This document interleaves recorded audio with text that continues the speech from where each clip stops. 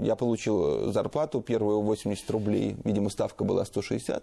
Я получил 80, я подумал, как я получаю такое удовольствие, приходя сюда, мне так все интересно, а мне за это еще и деньги платят. Я всегда работала по принципу, что героя своего нужно обязательно полюбить. Вначале себя влюбить в него, потом его в себя, и только в этом случае получится хороший, добрый материал. Только в этом случае из человека можно будет вытащить вот эти вот все ниточки, которые он никогда не выложит перед общественностью, скорее всего, по каким-либо там своим причинам. Многие уходят там на другие телекомпании работать, разъезжаются по стране, но мы же все равно... Один телевизионное медийное сообщество. Мы все друг друга знаем. Возможности друг друга знаем. Знаем минусы друг друга, слабости какие-то. И это делает нас сильнее. Вот это и есть мы, БСТ.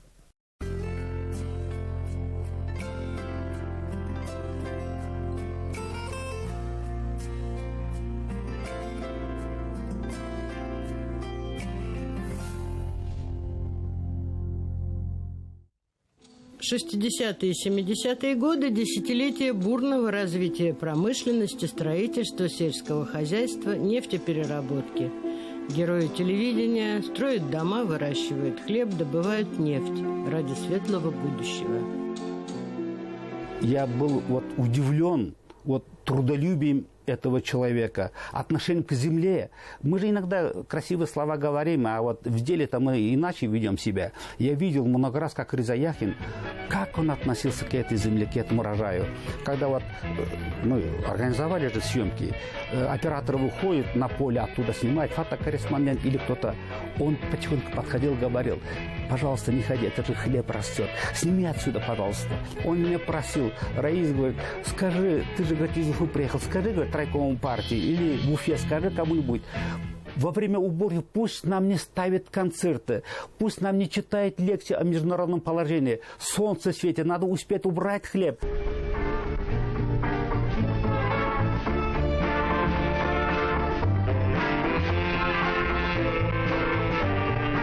Иногда меня спрашивают, почему я стал именно хлеборобом. Моя мама умерла, когда мне было 5 лет. Отец болел, но не хотел быть в стороне от общего дела. Сеял в колхозе пшеницу. Он говорил мне: знай, сынок, из тех зерен, что мы вырастим, испекут хлеб для наших бойцов, воюющих на фронте. Пойми же, как много значит труд хлебороба. В мою душу глубоко запали слова отца. В сущности, они для меня стали пожизненной заповедью. Председателями Государственного комитета БАССР по телевидению и радиовещанию, так мы раньше назывались, назначались люди, прошедшие серьезную школу газетной журналистики, имеющие солидный опыт партийной работы. Опытный капитан всегда ведет судно верным курсом. В 1976 году телевидение и радио республики возглавил Вильяр Магулович Даутов. К нам он пришел с должности заместителя заведующего отделом агитации и пропаганды обкома партии. В 80-м году на эту должность назначен Талгат Нигматуллович Сагитов, молодой, энергичный, бывший в свое время секретарем башкирского обкома комсомола. Денис Мударисович Буляков, известный писатель, лауреат премии имени Галимова Саляма, государственной премии имени Салавата Юлаева. Наверное, ему, человеку творческому, приходилось нелегко, ведь руководителю порой необходимо включать административный ресурс, а Денис Мударисович обладал невероятным чувством такта. Но коллектив Булякова принял сразу и признал его авторитет. Этот период надо оценивать с точки зрения того периода, того времени. Не сейчас, не с сегодняшнего дня. Почему? Потому что все-таки сегодняшний день уже совсем другие реалии, другие возможности. Всему свое время. В августе 60-го года на телевидение пришел молодой журналист Мансаф Гилязев. Более 20 лет он возглавлял главную редакцию общественно-политических передач, самую идеологически выдержанную. Это была самая большая редакция на всем телевидении в то время. такие Аксакалы работали, Наль Хабирович Тибеев работал, Элья Хусаиновна Яникеева работала, Луиза Кадыровна Даянова работала, многие-многие другие. Наль Хабирович – это, конечно, учитель с большой буквы, режиссер с большой буквы, мастер своего дела, с большой буквы, с большим уважением к нему отношусь. Шаги пятилетки. Сейчас никто и не помнит, что жизнь измерялась пятилетками. Соревнования продолжаются. Коллективы боролись за звание лучших. От съезда к съезду, экономический лекторий. «Шаги пятилетки» очень большая передача. Эта передача шла 1 час 30 минут. Первая часть, официальная часть, всегда там выступал первый секретарь горкома партии или райкома партии, потом их самодеятельность, ставили концерты, столько много народу было, и в один день, в одно время, живьем, это очень дорого стоит. Редактора выезжали в районы, города, там снимали там сюжетики для общего, республика праздничная, она так называлась. И вот это потом уже на второй день выдавали уже, так сказать, полностью, да? Заранее готовились, конечно, 1 мая, 7 ноября. Все дороги были открыты, чтобы мы четко и хорошо сработали. Потому что это была общественно-политическая передача. ПТС выезжал, да еще АСБ включался, телецентр. Мы достаточно так оперативно работали и достаточно мы хорошо показывали республику, как демонстрация проходит. Там ведь, когда диктор говорит, допустим, передовые производственные объединения идут, надо вовремя показывать, оператору вовремя сказать, надо он, чтобы взял, и передовиков нужно было показывать вовремя. Но мы все-таки четко справлялись. В составе главной редакции ОПП, редакции пропаганды, промышленности, сельского хозяйства, советского строительства и, конечно же, новости. Журналисты работали маститые. Каждый из них был яркой, харизматичной личностью. Ветераны войны Виктор Евдокимов, Шоукат Макулов, Ишбулды Равилов.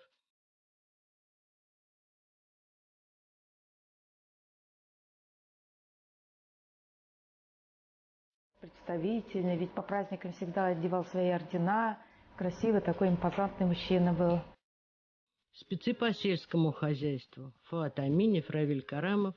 Наверное, не было ни одного хозяйства, где они бы не побывали.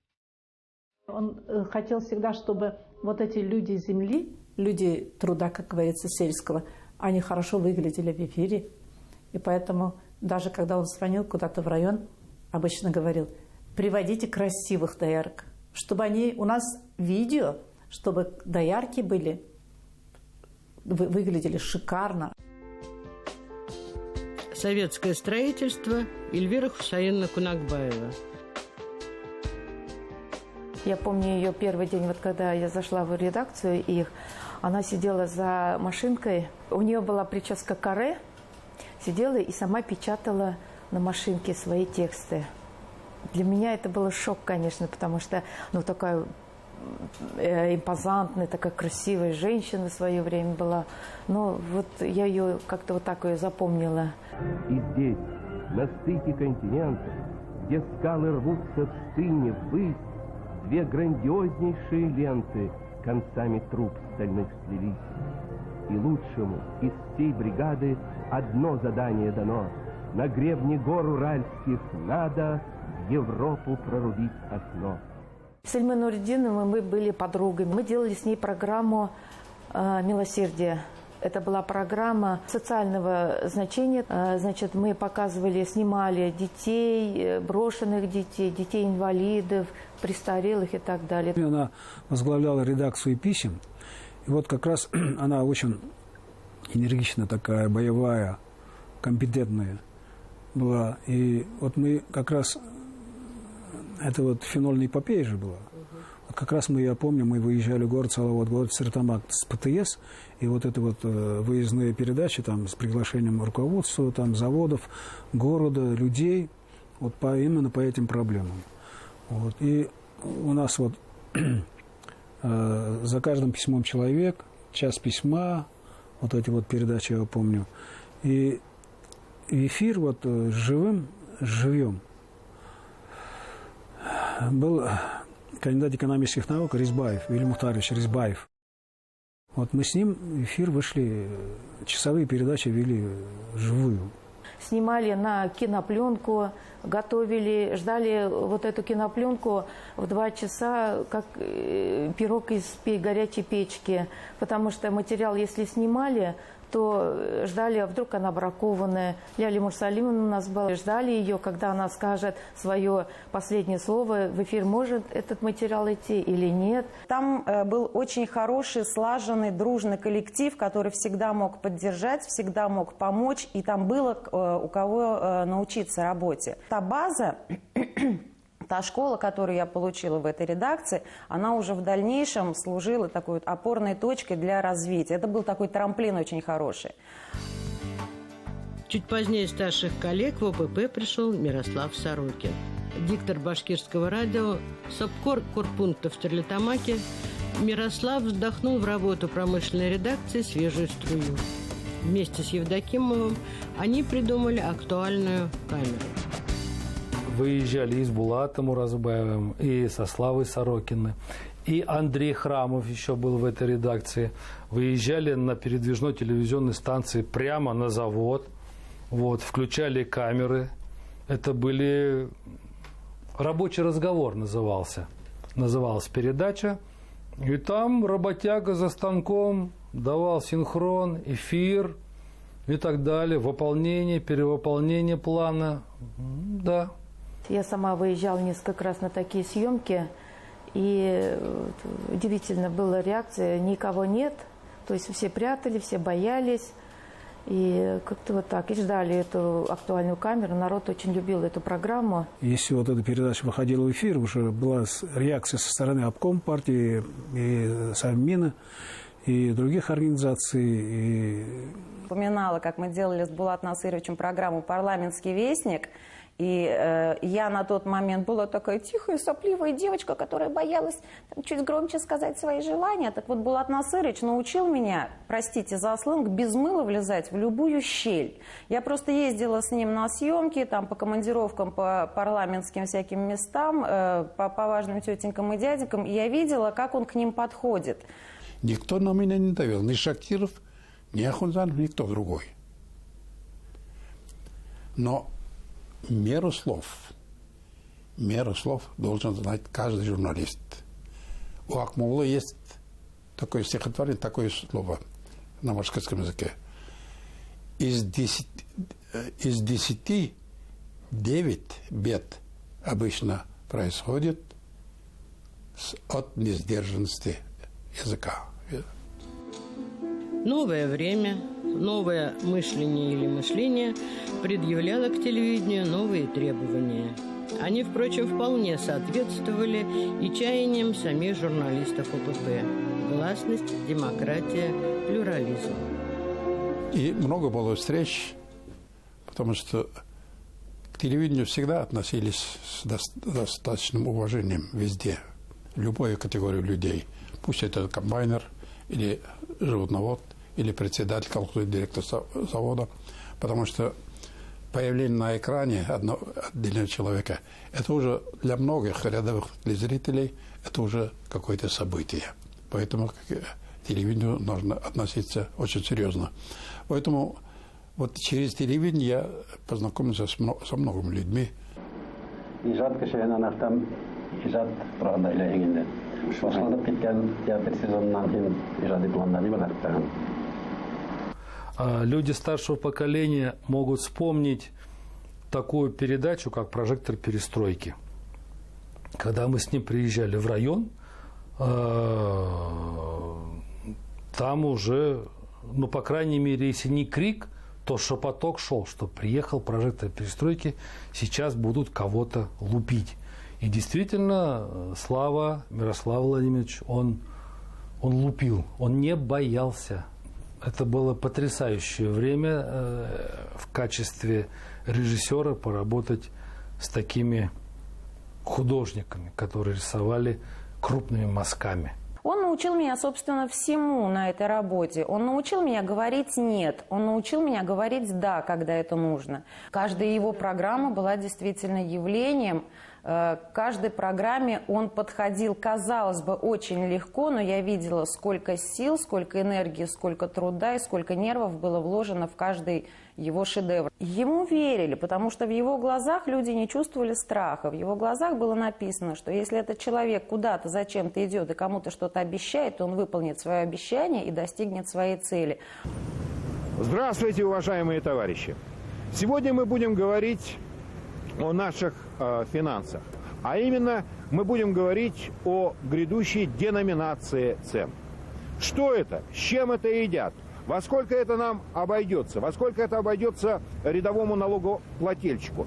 Наконец, какие же вопросы мы задаем в преддверии этой большой акции? Он всегда учил, что, в каком бы положении вы ни оказались, да, находясь перед телевизионной камерой, вы всегда должны найти выход.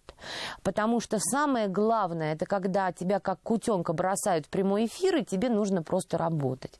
И работать тебе надо так, чтобы тебя смотрели, это было интересно.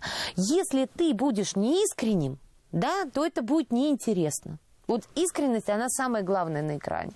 Вот. И еще он говорил, что экран, он очень сильно зеркалит людей, он делает их прозрачными, и ты просто все видишь, что из себя представляет этот человек. На телевизионном небосклоне новые звезды. Тогда появились очень живые передачи нашего Саитова, Азамата Саитова, да и Булат Насырович Уразбаев. Какие вещи выдавал.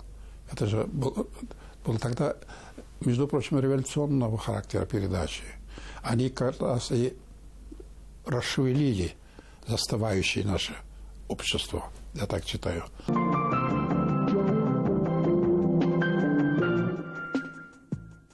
Национальный парк Башкортостан – одна из самых крупных охраняемых территорий в нашей республике. Несколько районов входят в эту территорию, но этот парк уникален. Он особый. Повторяйтесь, человек, который научил меня держать микрофон, быть телевизионщиком на 100% этого слова, это Азамат Фазиевич Саитов, мэтр, по тем временам просто бог башкирского телевидения.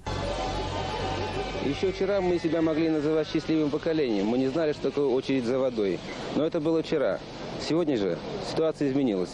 Очередь за водой в Уфе, картина привычная. Журналист прекрасный, могу что сказать. Текст он пишет в лед. Профессионал своего дела. Ну, так же, как Уразбаев. Перестроечные журналисты. Эльза Хорева, вот я смотрел ее по телевизору, и мне хотелось... Я все думал, что если бы я пошел работать на телевидении, то, наверное, пошел бы работать к ней.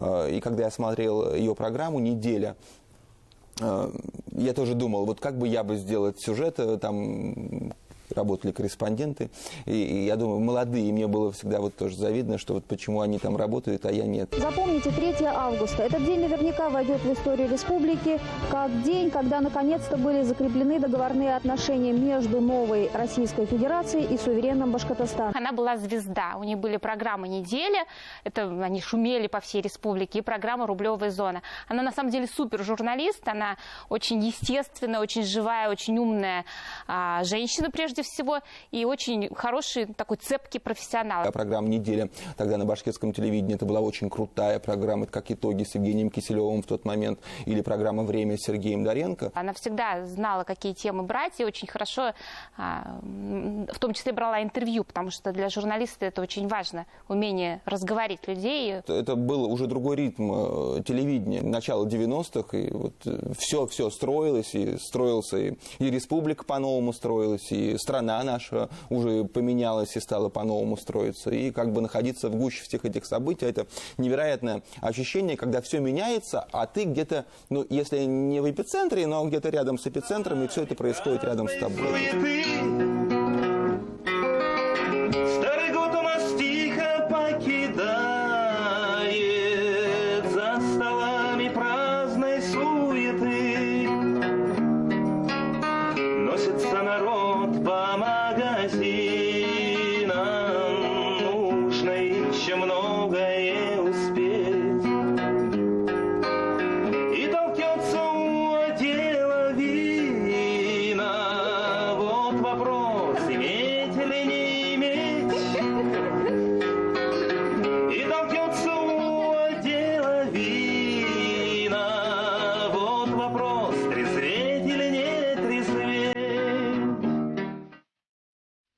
Салават Амирханович Кильдин. С 1988 года председатель Гостелерадио БССР, первый генеральный директор ГТРК «Башкортостан». Через год после начала работы ему удалось добиться решения секретариата ЦК КПСС по развитию башкирского телевидения. При нем проведено полное техническое перевооружение телерадиовещания республики. Уже в начале 90-х башкирское телевидение приобрело самое современное оборудование из Японии и Англии. Салават Амирханович всегда мыслил перспективно, и, создавая коммерческую студию «Толпар», а затем и «Третий канал», об этом мы непременно расскажем в одной из следующих программ, мечтал о том времени, когда в республике будет свой собственный спутниковый канал.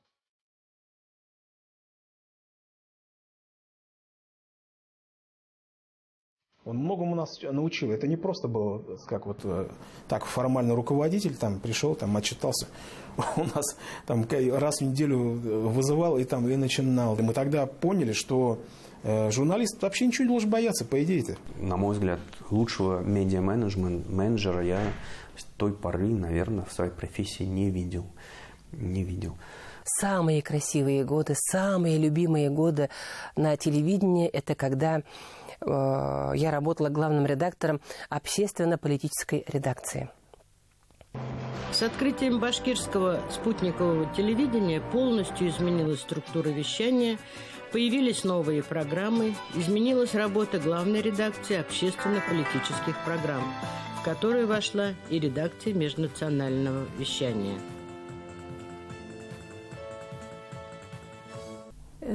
Райхан передача оказалась успешной. Она просуществовала 19,5 лет, почти 20 лет. За это время, наверное, более 15 тысяч сюжетов прошло. У нас начали появляться передачи на чувашском, на марийском языках. Это были годы пробуждения масс. Тележурнал «Наш дом Башкортостан» был. Там вот как раз сюжеты на тему межнационального согласия преобладали. Это «Семья единая», это журнал, который объединял несколько регионов. С Нурмухаметовым мы начали это дело. Потом, значит, пришла в редакцию Даянова Луиза Кадыровна, режиссером. Долгие годы мы с ней работали над передачей «Райхан». Ассистентом была Лейла Мусалямова. А потом пришел Рузиль Имамов. Тогда Гаухар Цимирхановна, она вышла из декретного отпуска.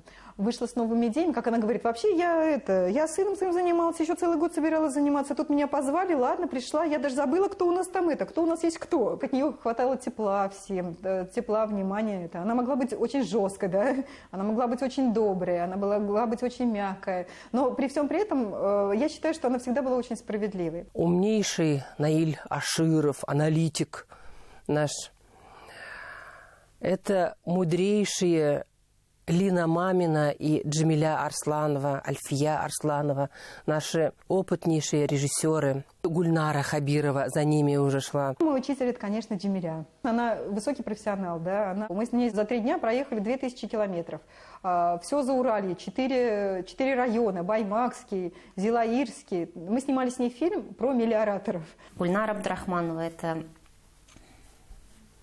человек тогда, который большую часть работы ОПП делала. Это и «Наш мир», это и «Сокращая расстояние», это и портретные, очерковые какие-то вещи. Публицистика – это человек, который мог работать в любом жанре, в любом качестве, и быть и режиссером, и оператором, и монтажером. Она, в принципе, такой и сейчас остается. Она является субкором БСТ в Москве. Так случилось, что мы в редакции были 2 Гульнары. Гульнара беленькая, Гульнара черненькая. Гульнара большая, Гульнара маленькая. Вот и подумайте, кто была Гульнара большая? Гульнара большая была Гульнара Хабирова. Я удивлялась, почему она большая? Я ростом выше, я возрастом старше. Почему она большая, я маленькая? Не знаю, у нас были и ночные монтажи, когда не успеваешь, нужно было сделать срочную вещь. А в последнее время мы работали с ней над общественно-политическими программами. Трансляции, прямые эфиры, фильм срочно перед каким-то днем республики сделать. Да, И когда тебе в 7 утра нужно сдать работу, а время, 3 часа ночи, я, конечно, ну, не знаю, мне хотелось спать, да, а Гулька до последнего, вот солдат так солдат. Ирина Захарова. Вот о каждом о них можно говорить часами. Мы могли прислушиваться друг к другу, слушать друг друга и создавали таким образом такую очень сильную, сплоченную и мощную команду. Если делали хорошо, значит, это доставалось... Ну, не нам обычно, да, награды. А если делали плохо, было тоже доставалось прежде всего ей. Это было такое время новых проектов, время новых взлетов. Это время открытия нового телевизионного спутникового канала, одного из первых каналов в Российской Федерации, канала БСТ. И я каждому из них благодарна.